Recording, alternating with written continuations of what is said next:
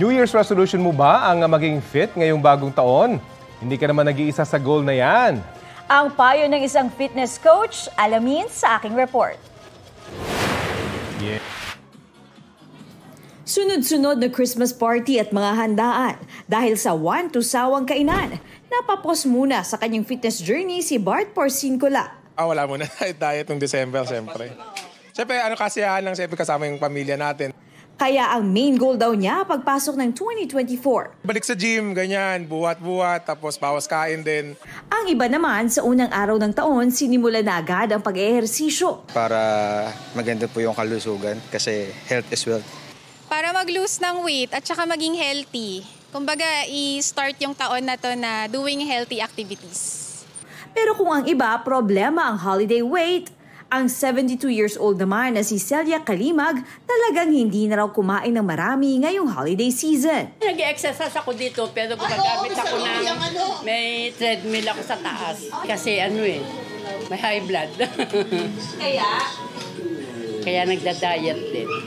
Para sa isang fitness coach, maganda ang ginagawa ni Lola Celia. Pero challenge talaga para sa marami ang tumanggi sa nagsasarapang pagkain kapag holidays.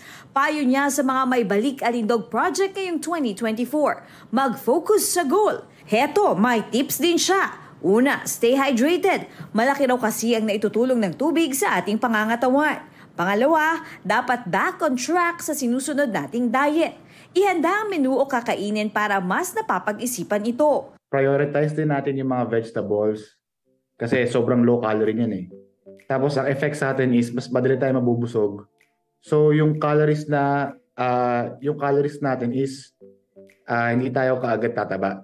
Pang-apat, hindi dapat kalimutan ang pag-eehersisyo.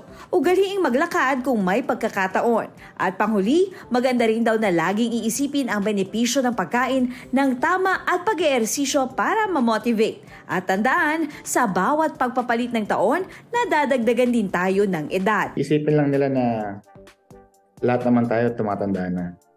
So, importante is mag-exercise, wag tama rin, at maging consistent. Kapuso, alamin ang maiinit na balita. Bisitahin at mag-subscribe sa GMA Integrated News sa YouTube. Sa mga kapuso abroad, samahan nyo kami sa GMA Pinoy TV at sa www.gmanews.tv.